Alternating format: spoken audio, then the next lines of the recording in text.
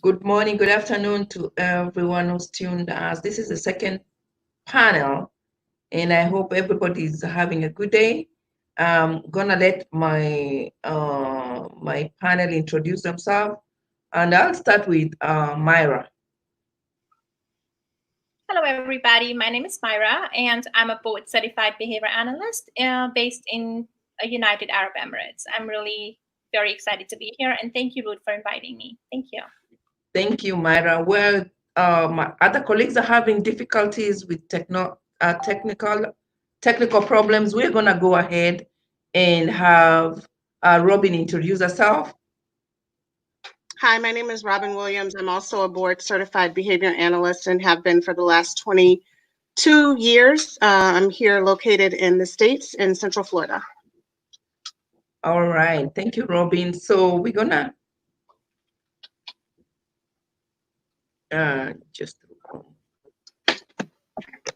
go ahead and ask questions here, and so that we can get everyone to speed. Give me 1 minute. So talk to us. Is there can people confuse? This is just a question that I'm going to ask. How can people confuse autism, Robbie? How can it confuse autism? Can it be confused with another? Yeah. Sure. Yeah. All right. Definitely. I know we're talking about cultural barriers and diagnosis specifically, and in the States, at least, we know that Black children are twice as likely to be diagnosed with conduct disorder when they are displaying behaviors that are challenging, right? And sometimes those challenging behaviors may be associated with autism. So that's sometimes what can happen with misdiagnosis. We also know that Black children are diagnosed about a year and a half later on average than white children here on the States, about a year and 4 months later. And so that diagnosis going unknown for that amount of time, we know that the earlier the intervention, the better. And that sometimes is what happens to Black children in the States. I'm not sure if that's worldwide data. Myra, do you know if that is something that is similar that's seen where you are?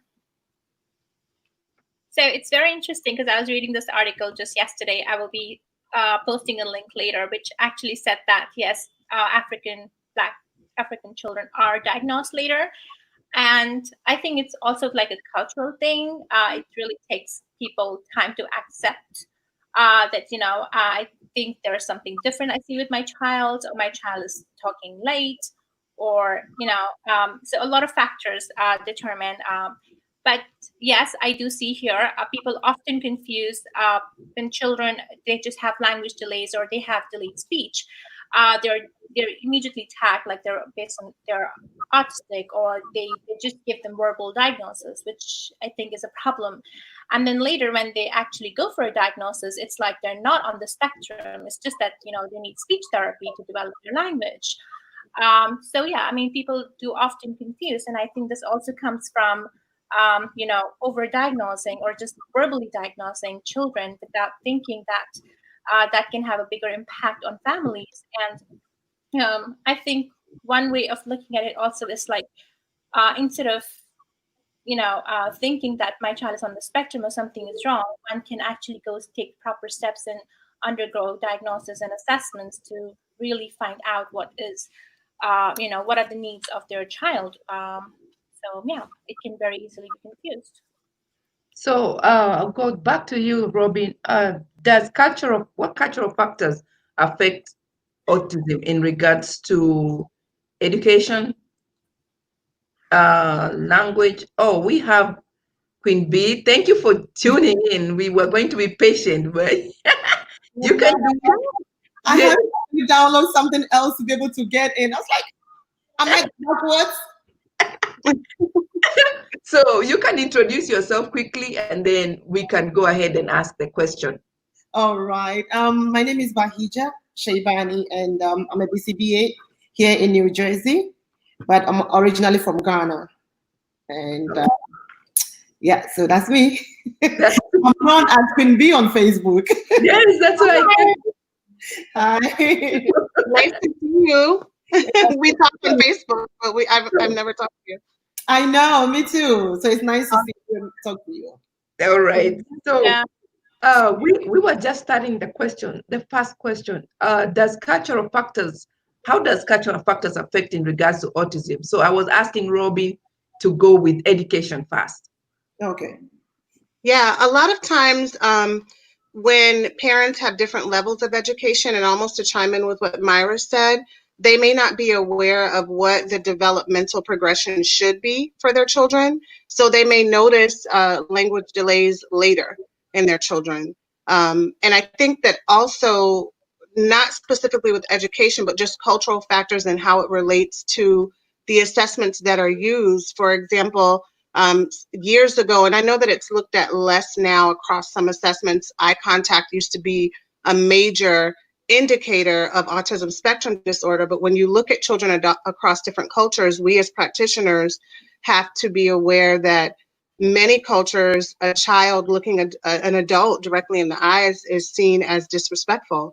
So just those things, or even playing with an adult, is not culturally acceptable or appropriate for some cultures, but that's part of the assessment process. So we have to be aware of what some of those barriers could possibly be to assessment so that we can mitigate them when we're looking at diagnosis. All right. So what do you add to that, Bahija? If I'm saying your name right, or I just call you Queen B. Yeah, no, Bahija is good. What Ruben is saying is true because we are looking at what is socially significant, right? That's what we do. So if we are training or we are teaching a kid eye contact, for instance, what she said, and it's not socially significant, then we're doing wrong to the kid and the family. So as much as we can, education is a key. We need to educate ourselves as behavior analysts to learn about other cultures and their diverse way of living. That is the only way we can actually help them meaningfully. So yeah, definitely education is a strong key. So with Myra, what about language? So I definitely agree 100% with Bahija and Robin about the cultural factors. I'd like to add to the eye contact part. I really agree because most of the Asian families they don't appreciate if they're looking into the eye, and they are taught at from their childhood that you're not supposed to look into the eye to the elders. And I think again, adding to Bahija's point that we need to understand when we get into our home of the kinds for the first time, it's really important that we educate ourselves about their culture. And then before suggesting what is social significant, which we think is social significant, but their culture does not allow for that those points are really important. So educating ourselves about others' cultures is really very vital.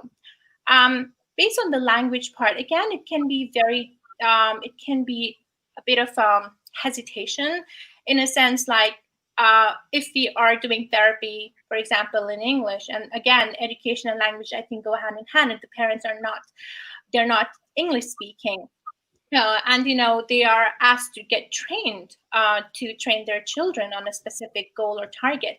That again leads to a barrier.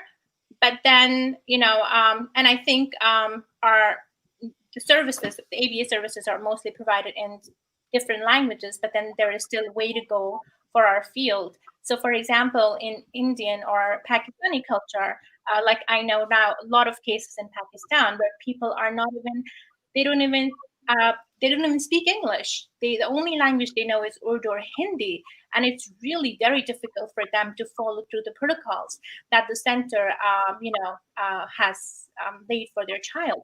So that is again a barrier in teaching their children and their children's development. So yeah. Yes. You want to add to that? Anybody? I know that. Status, cultural values. Yeah, we are just talking about all that. Sure. With regards to language, I know that in some of the Facebook groups that I'm a part of with other behavior analysts, one of them I was in the other day, we were asking each other, does anyone know Haitian Creole? I'm working with a Haitian Creole family. And that's what we need to do, is start reaching out to each other as professionals so that we can make sure that we're able to convey the ideas and the procedures of the protocols we've written up for parents. You know, a great deal of our job is parent training, and it's something I'm so passionate about, that if I, as a behavior analyst, am not in the process of working myself out of a job, I'm not doing a good job. Yeah. So I need to make sure that parents are able to do follow through with the plan and implement the program when I'm not there. And if they don't understand what that is, then I'm failing them in a way. So we can be reaching out to each other. Our field as behavior analysts is becoming more diverse, and we can start to figure out ways to translate protocols into many different languages so that we can at least give them to parents in that written language. We may not be able to speak it or even read it, but if we can give it to parents so that they can read and begin to understand, then I think that that is a big start for us. Bahija, you want to add to anything? It's a broad question. So culture, education, economic status, language. We're just discussing that part first. Okay. Yeah, definitely. Language is really a big key too, just as educational other factors. The way we teach our kids, and we say we should make sure the instructions are simple and direct, I think we should just do the same for the parents as well when you're training them. It should be simple. Even if they don't speak English, the way we simplify the language will make them understand what we are trying to convey to them. And it'll be easy for both of us. So if we are still using a jargon as opposed to putting it in a layman's language, then we are just confusing them as much as. That's the reason why people are drawing back from ABA. In essence, they feel like we behave like we know it all by not actually simplifying the language. We are confusing the parents instead of making them understand our point and how easy it can actually be. ABA is simple, but we make it difficult for the parent to understand it. As BAs, I've come across some of my peers who would I'll just look at you. Okay, yeah, we know you know the language, but can you make the parents understand what you're trying to convey and make it easier? Because they have difficult life as it is with their kids. And you're teaching them to actually implement what you are supposed to be doing at home, and you're making it more difficult. So there's a lot of a lot of pushback in that regard when it comes to the way we talk to them and the way we make them understand. Definitely, again, if we don't speak that language, we should find somebody who can translate it. We definitely will have somebody. All we have to do, just like Ruben said, reach out. Ask away. Does anybody knows how to speak this language? Can you actually help me out? Even if the person is not a BA, right? The way you explain to the person, you're able to make the other person convey it to the parents and make it simple. So yeah, language is definitely also part of the whole factor of people understanding where we're coming from and how we want them to implement the programs. All right, I see Sumia is back with us. Yes. So, hello. We're going to have you introduce yourself while we are still talking. Okay. I am Sumia Amrani. I am from Morocco. I am Moroccan woman. I am mother of an autistic girl, adult girl. And I am the president of the collective Autism Morocco, which is a national network of NGOs for parents with autism. So I am happy being with you today to speak about the cultural factor in autism. And so thank you, Ruth, for the invitation. Thank you for all of you having me with you. Thank you, Sumia. So we were just talking about the culture. How cultural cultural factors that affect autism. So we were talking on education, language, and economic status. And Robin was talking about it, and Bahija too was adding to that. And I'll have Myra add to that, and then I'll have you add to that too. Okay. Thank you for this topic, because choosing this topic, because it's a very important topic. The cultural factors. I think that our attitude to autism is highly impacted by how we are how we see autism, and how we have a vision about autism. I think, as a mother, in my experience, persons with autism are facing most lot of challenges due to a dual vision of autism. Somebody think that autistic person are genius. They are very intelligent. They are very clever. They know a lot of things. So they don't need support because they are high level functioning. And other persons also think that autism is severe disability. So we haven't we it's not useful to invest and to make effort for this person. This dual vision of autism im- impacts negatively persons with autism and their lives.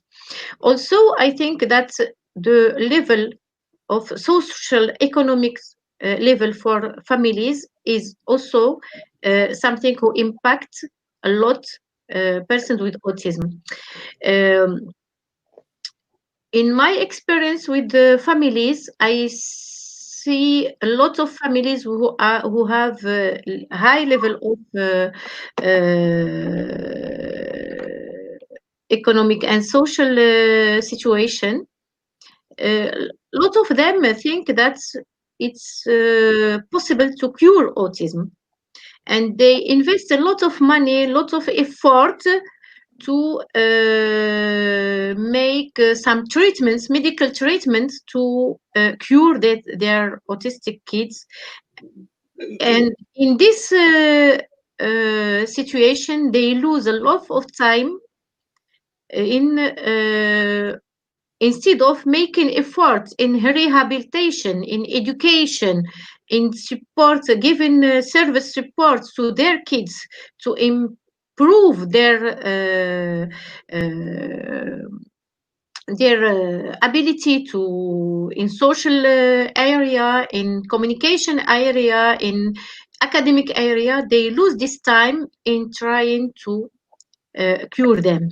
But autism, why they think this? Because there is a side of autism, that autism is an illness. We have to, in cultural ideas, we have to fight against this idea. Autism is not an illness, it's a diversity. And this cultural vision is very important to take in consideration. Again, we have a lot of families who are in not they are not in high level economic and social situation. They those families also think about curing autism, but they don't have the same way. They don't take the same way. They don't go to the medicine and treatment. They go to marabout, to religion, to try to have some support from God, from supra. Okay, so we're gonna go with the next question. Thank you, Somia. I'm gonna go with what Robin and Bahija, and Robin will go with this. What learning or adaptive strategy, something that you probably decided to do, changed, implemented, that has worked for you and the parents to help their kids?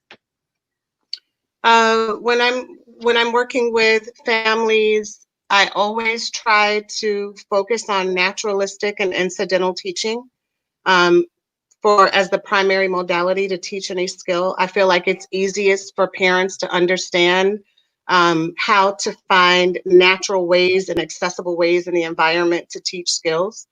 I did it with my own children, just pointing out different things in language, colors, letters, numbers through play, a very much a play-based type of intervention for young children. And when I work with families in that way, it seems less daunting. It makes it easier for me to use the layman's language, like Queen Bee was saying. That is my whole entire goal as a behavior analyst, is to simplify the ideas around applied behavior analysis, because it is easy. And a lot of times when you work with families, and particularly when I'm working with teachers, they don't realize that a lot of the instructional strategies that they are using are based in the science of applied behavior analysis. They're already doing it. They just don't understand the words around it. So I try to stick with a very naturalistic and incidental way of teaching and training. It's easiest for me, I think.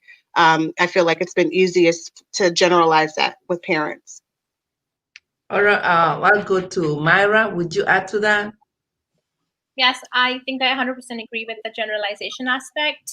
It's like when we train kids one-on-one, and when we ask the parents to generalize those things in the environment, it's easy and it's also fun for them. For example, if you're teaching a child, how to use a schedule to complete, math or other sums during a session, the parents can easily use those schedule and schedule their entire day just by sticking the schedule on the wall and having their child, go about doing one chore from another, and checking those the schedules on the board, and at the end of the day just rewarding them.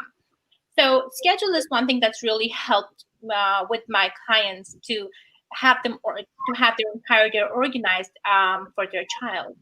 Also, like we also use a lot of pre-mac principles. So we give trained parents to use, with children who are very high functioning.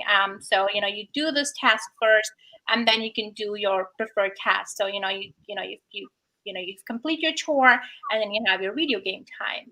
So a lot of scheduling and using pre-mac principles. Also, like and giving children a lot of choice.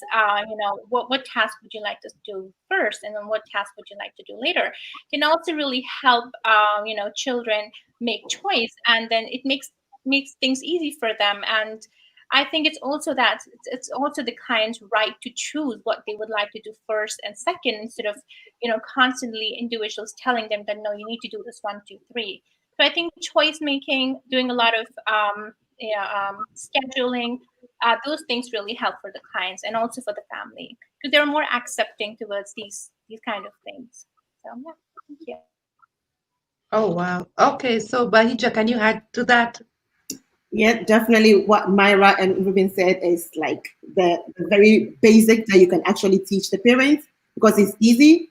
Natural incidental teaching is the very simple way. It doesn't seem as work for the parents, and it doesn't seem as work for the kids as well. They think they're playing, but you're incorporating work and programming in it that they don't even notice it. Because if you're playing with toys and you're teaching them what color is this toy, right? What do we do with it?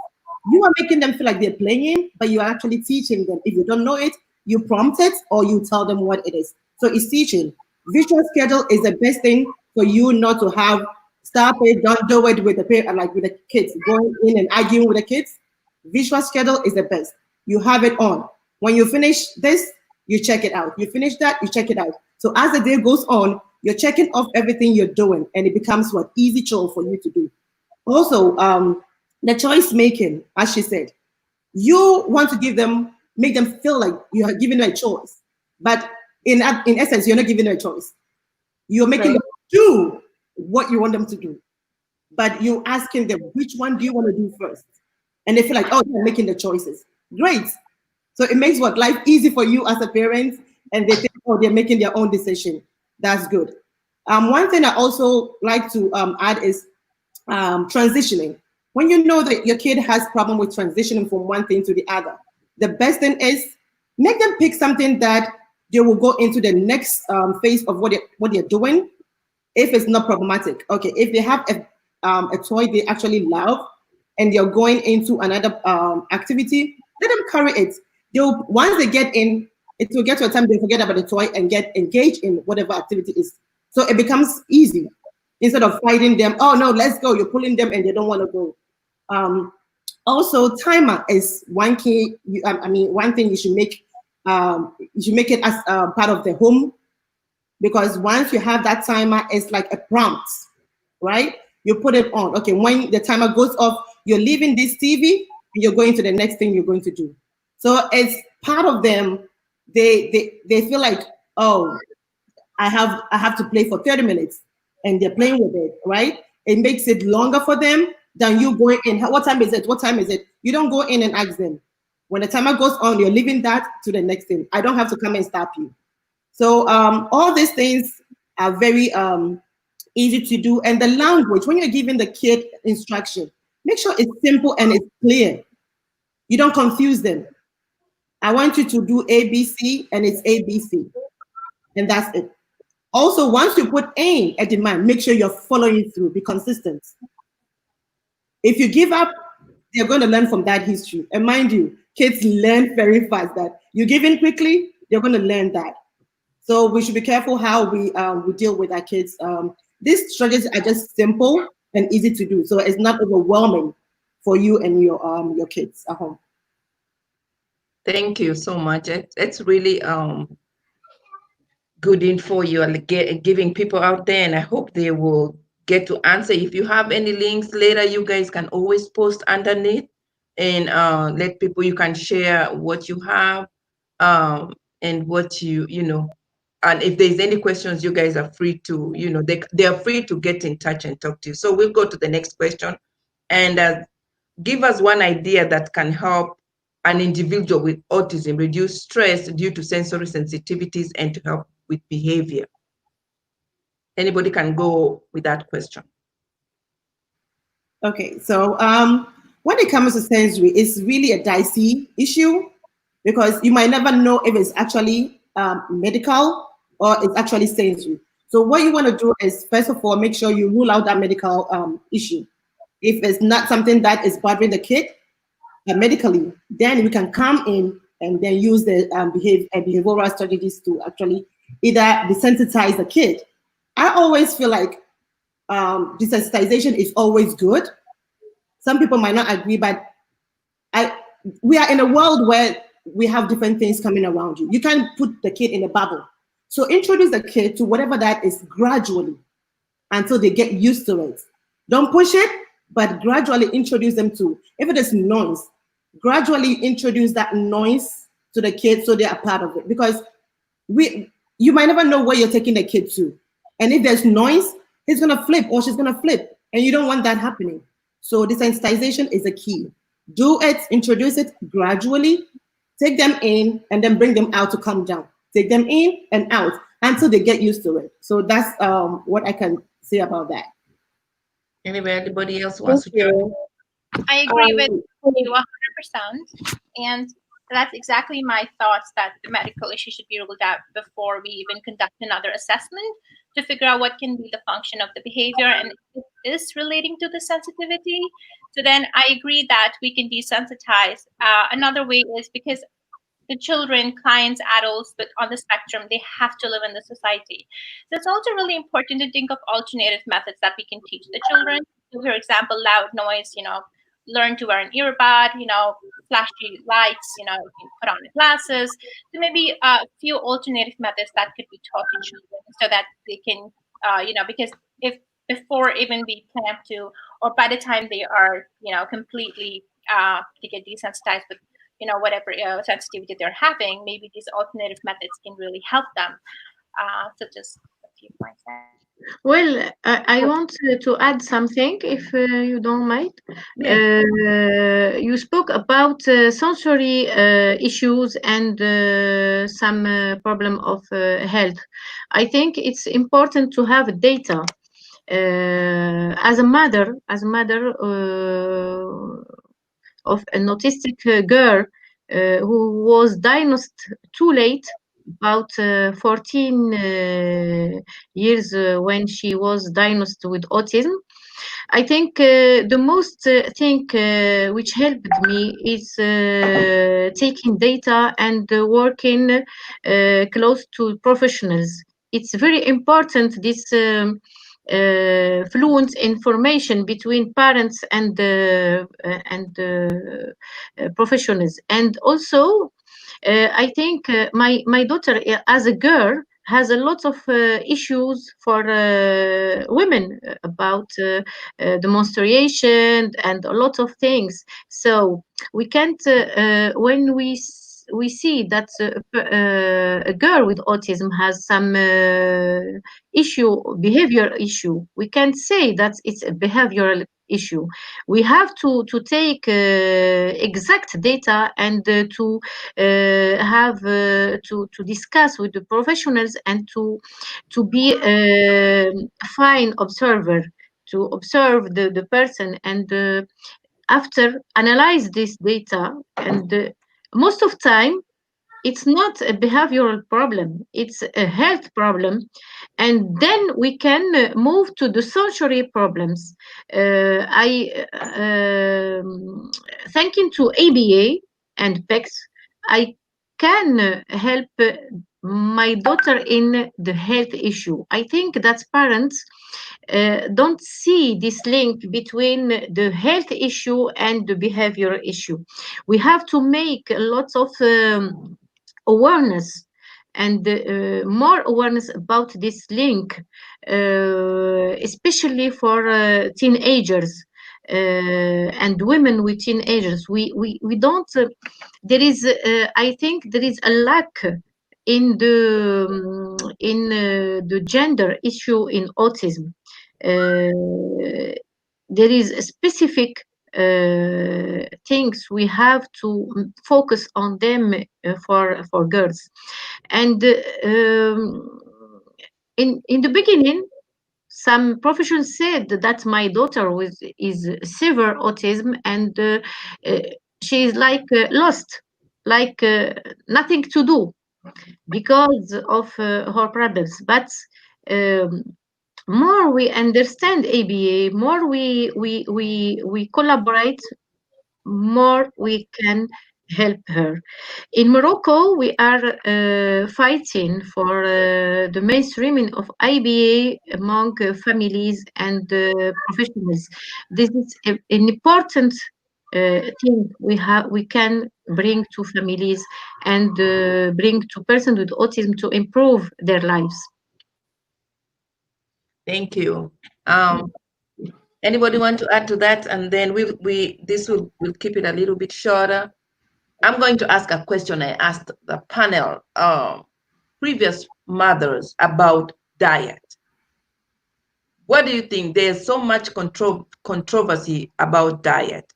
Can you advise parents? I'll go with Robin and then Bahija, Mari, and then Sumia, and then we can try to wrap this up for now. Okay. Over the years in my practice, I've seen all kinds of diets. And amazingly, those diets have changed. I mean, parents who have better socioeconomic status, they've been able to access different diets. I will say that I never recommend a particular diet other than a healthy, balanced one. That is for a family to decide based on their cultural beliefs, first of all, and or religious beliefs, and then consultation with their pediatrician or their doctor. We do know that some children, whether they're on the spectrum or not, show food sensitivities. But my job as a behavior analyst is not directly related to being a nutritionist or a medical doctor. So when parents come to me and say, well, do you think I should try this diet, or do you think I should try this supplement? My recommendation is always you need to talk to your pediatrician, and they will be able to give you the appropriate guidance and direction. That's not my specialty. That's not my field of practice. So it would be unethical for me to make any kind of dietary recommendation for a family.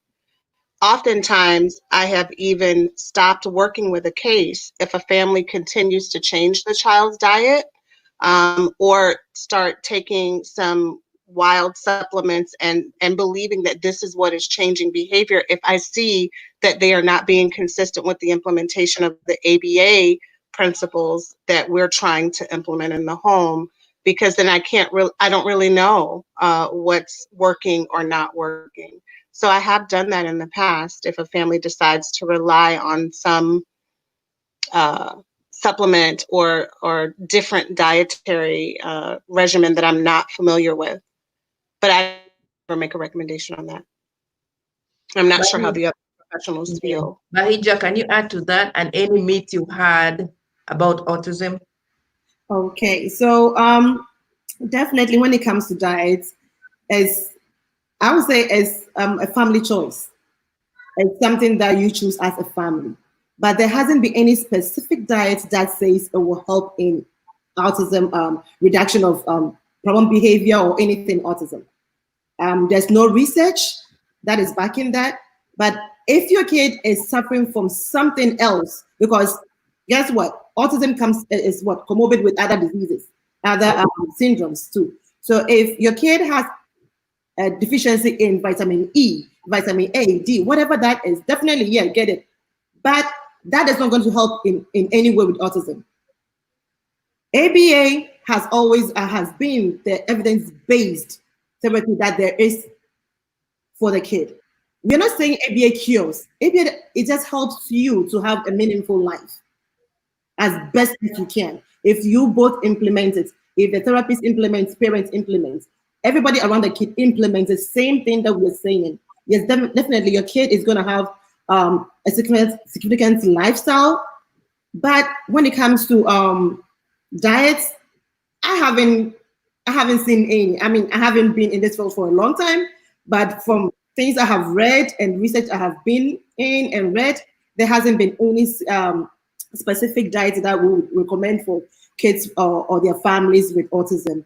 So definitely it should be something that is choice.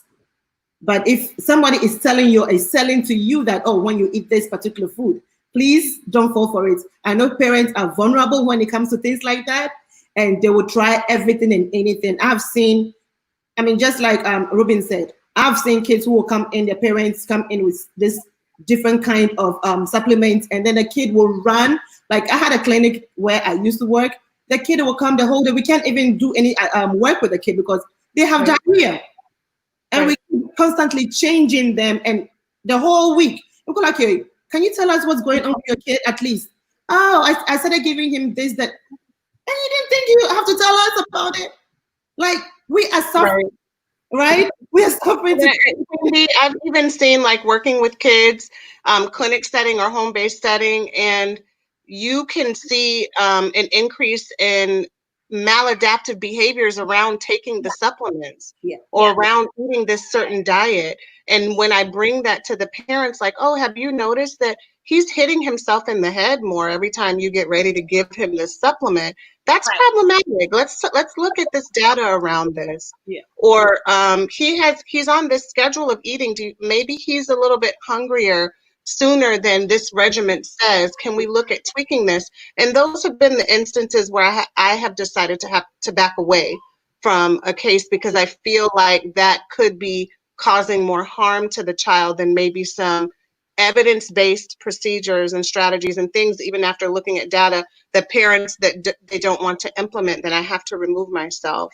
I've seen some of the strangest things. I've seen some of the strangest treatments and supplements. And sometimes, honestly, it can just be scary. All right. I will let Myra add to that. Yeah, I want to add something. I agree with Rob. They made great points about the diet thing. I think again, parents are very vulnerable and they want, immediate results, and they just fall in for all these diets. Many of them asked me, like, can I start the gluten-free and casein-free diet for my kid? and not because they have an intolerance, but just they think that this diet is going to do some miracle to their child. And my only advice would be to obviously check for an intolerance test or check with your pediatrician. I'd also advise that if they could do their own research and before they even take this big step. And I often see that my clients previously, they've started with this diet, but they could never go on with this diet for about 3 weeks, because this is a lot of investment and a lot of, it's really expensive to following these diets are really expensive, and they cannot keep up with them. And what they do is they eventually withdraw, and that has caused so much loss of time for that child. And I think it's really important for us that we can educate parents out there about these different diets. Maybe one of one of the goal for disseminating ABA could also be that, maybe and giving research articles and showing which is the most evidence-based treatment. Like, I will be listing down a few websites after this where we can, just so that people can go and see that which is the most evidence-based treatment, which can work and which does not work. And ASAT website shows very clearly that ABA is the most evidence-based treatment, and these diets, they do no good, or they don't work for children on the spectrum. So I'm gonna cut you short. Robin had to leave because she had to go somewhere, so she had told me she will leave exactly 11. So yeah, that's why she's not here with us. So we'll excuse her because she we will have another time with that. But yeah, so Maria, you can go ahead. Yeah, okay. Well, as a parent, I want to give my side also about this issue of this topic of diet. I think we have to give two advices to the families that diet is not a cure for autism. Diet can be a support, a health support, if there is some issues with gut or something like this. And we have to make exams, medical exams, to prove that the child needs the diet. This is the first advice. The second advice, that diet can't be instead of education, instead of ABA, of training. We can't make the balance with the two of these topics, because I see some families that they think that making diet can cure their children and they don't need the ABA. But also, as my girl is on the diet because she has a lot of issues, gas issues, and she needs this. If I don't make diet, she is not good in her health. So I think that is another advice we have to say to families, that the diet is individual. We can't apply the same diet for two children. No, we have to work like a team, parent, doctors, and ABA professionals, to adapt the diet and how to implement this diet, because I think it's something I think a lot about. We all need to eat what we want, what we choose, and we don't have the right to prevent our children from some foods they like because we think it's not good for them. We have to make some deals with our child. We have to make some programs also. I think in first time when I wanted to make a diet, to start diet, it was very very challenging for me and for her, and we needed a program of ABA. We needed to make some like we say façonnement in for French, for the step by step, not diet today we eat what we want, tomorrow nothing. No, Right, it right. is Exactly. step by step. And in this time, we need a lot of support from the professional, from ABA. We have to be open minded, uh, parents and professional, not to say diet is not good or diet is the solution. No, there is no right answer. There is The no right answers, answer. yeah, we have to experience, we have to individualize, and to experiment, and to choose the best and the most effective way for this person, for this individual. That's the most important, I think. We have to keep in mind that person with autism are not all the same. They are diverse, and we have to adapt to every person. So I'm What gonna ask the last question and then we wrap it up. Bahija, how important is it for parents and professionals to work together? Because sometimes the parents think that it's 80% professionals, and you'll find that they want to do the bare minimum. So dive into that. Oh, definitely. That's why I didn't say. first thing I always say is buy in, right? Buy Yes, in with the parents. Make sure the parents are comfortable with you as the ABA therapist. Make sure they are able to talk to you freely, and they can tell you their concerns. And within parent training, let them know that these are your kids, or this is your kid. I come in few hours of the day. You have him for the rest of the hours of the day. So if I come in for 3 hours, guess what? The 19 hours is with you, or the 21 hours is with you. So if I'm implementing for 3 hours and I go and I come back again the next day, 3 hours, I go, and you are not actually following through what the implementation is, it's not going to work. To see the effectiveness, I make sure that if there's mom, dad, grandpa, nanny, whoever is around, I include them in the parent training or the caregiver training. I don't take anybody out. Even the siblings, I involve them because they need to interact with their siblings. And if the siblings know how to deal with them, it's easier. The parents, if the parents are not there, the grandparents are there and they implement the same thing. So if we are not all part of it, that's when we have that what we call the behavior contrast. Grandma is actually reinforcing a behavior, and parents are not reinforcing that behavior. So then you have that give and take.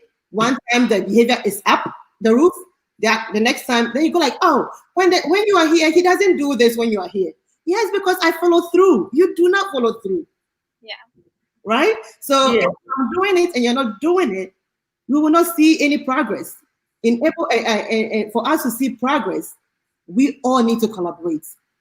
True. You, the BA, stop being like you are the God. You're not a God. And the parents should not see you as the know it all too, because you're using a language they don't understand. Come down to their level. Not all the parents are educated as you are. Not all the parents understand the jargon you are using. I always put it this way that, example, if your kid is diabetic and you need to give insulin shots every day to the kid, you don't need the nurse to be in the home to do that for you. You as a parent need to know how to do that. Mm-hmm. So the same way with autism, if I'm implementing something and I'm not there, I need you to follow through the same way. Just make it look at it that way, that your kid needs insulin shots and you are the nurse there at that moment. So you need to learn what I do as a BA and be a BA in your own way. So that's the only way we can actually get the progress and see results, because we are what, results driven field. We need to see something, right. and it makes it more fulfilling and more exciting when you come to the house and the mom says, "Oh my God, you said normal today." You go like, "Yes, I did it." Other than you come into the home and, "Oh, he's still not talking," and you go like, "What are you not doing right?" Because I get him to say some things. How come you're not getting him to say it? that means you are not implementing it the right way. So we should teach them in a simple way, and then they get it. Naturalistic teaching is the best way for the parents. We don't want them to sit at the table and teach the kids, this week's trial. No, we don't do that. They can. So the best way is naturalistic teaching, incidental teaching. Oh, the kid is working with you, and then he start looking at it. Oh, you like that? What is that? And then you try to tell the kid what it is. What color is it? So you are teaching them as you're going. They don't feel like you're teaching them. They think you're having fun, and it sits in very well. So that's what I think I should add. Awesome. But Myra, can you add to that? I love what you just said, and I agree with everything that you just said. For me here, it's really important for the parents to be trained properly, and then for them to understand when I'm taking a goal, why am I doing this for your child? What will this lead to for your child in the future? If your child is learning something, he's not learning this just for 2 days. This is going to impact his entire life. If I'm teaching a child how to wash hands, he would be able to wash hands for his entire life. But I need you to help me. I need you, when I teach him how to wash hands during the session, sit by me, watch me, observe, take notes, and then I give you an opportunity to practice unless you achieve mastery in training. And then I'm hoping that afterwards you have your child, you help your child wash his hands at home, in a different setting like a park, in grandma's home. So that's how we generalize with skills. But it's really important that parents should sit through the session if and whenever they can, observe, learn, see that, yes, this therapy is working for my child. If she can do it, I can do it. And I have more hours to do, like how, Bahija said, I have way more hours to do, so I can really have a bigger impact on my child. And practice not just at home, in the park, like learning to say hello during the session, say hello to grandma and granddad, say hello to somebody else in the park.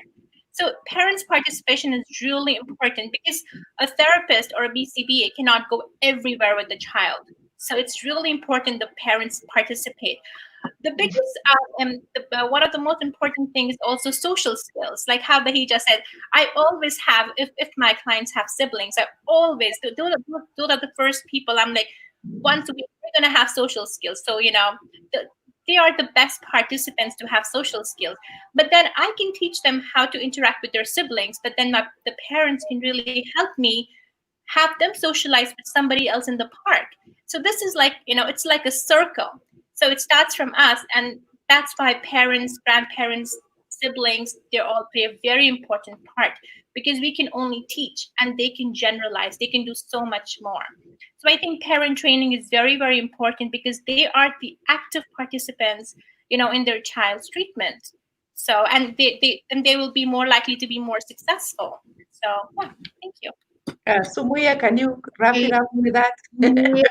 Yeah, thank you. I want to say in this about this topic that we need to make a shift of paradigm.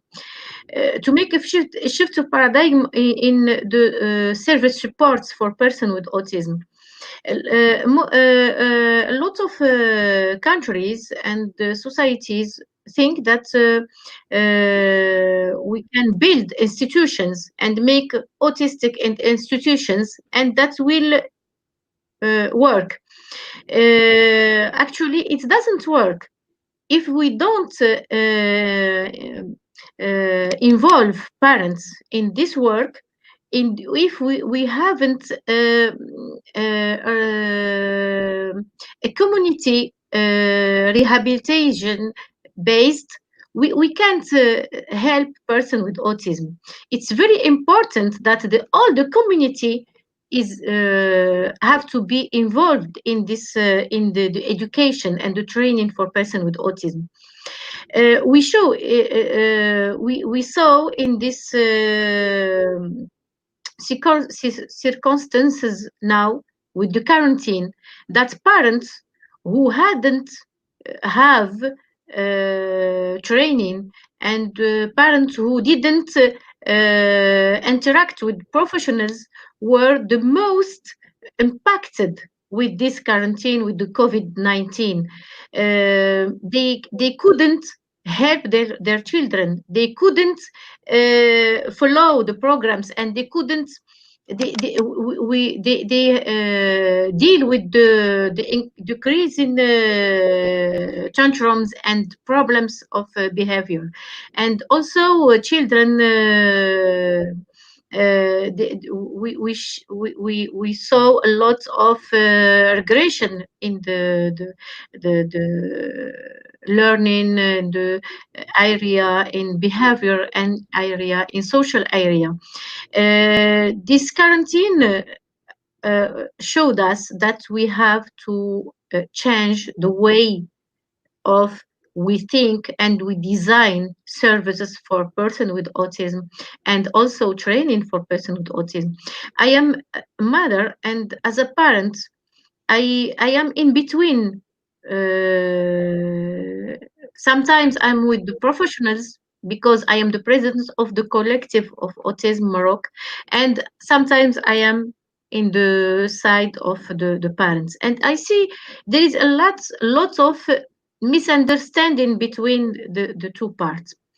Now we need to discuss and to be clear in the messages and what we want and how we have to work together for to help, because professional alone can't be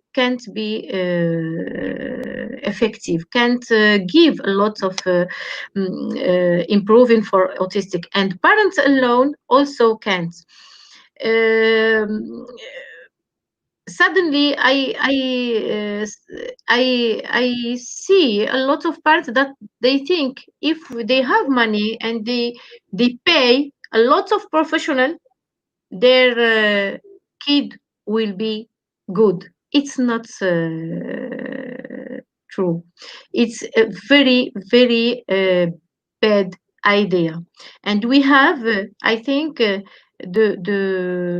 what we have to do now is raising awareness and campaign about this uh, issue, which are the real barriers to improve life of person with autism. I think that's my side as a parent, but also as a president of the collective and advocate for autism. Thank you. And thank you so much. That you guys really make a good point when it comes to parent and training. That we, as a parent myself, and maybe other parents, we always think that we expect so much from the professionals instead of, because ABA, as you guys have said, is even here at home. We don't have to have it only in the school setting. Everything is ABA. What we do, what they learn is still ABA. So I'm so glad for this panel. Thank you so much, guys, and I hope you come back.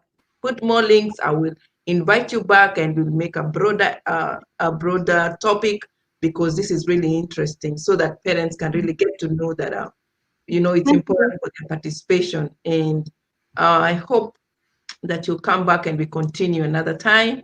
Thank you, Myra, for joining, and Bahija, thank you so much. Sumia, thank you very, very much. And I'm gonna close, but don't log off. We end this program. Just hold on. Then we finish talking 2 minutes, and then we close. Okay. Thank you. Bye bye. Bye.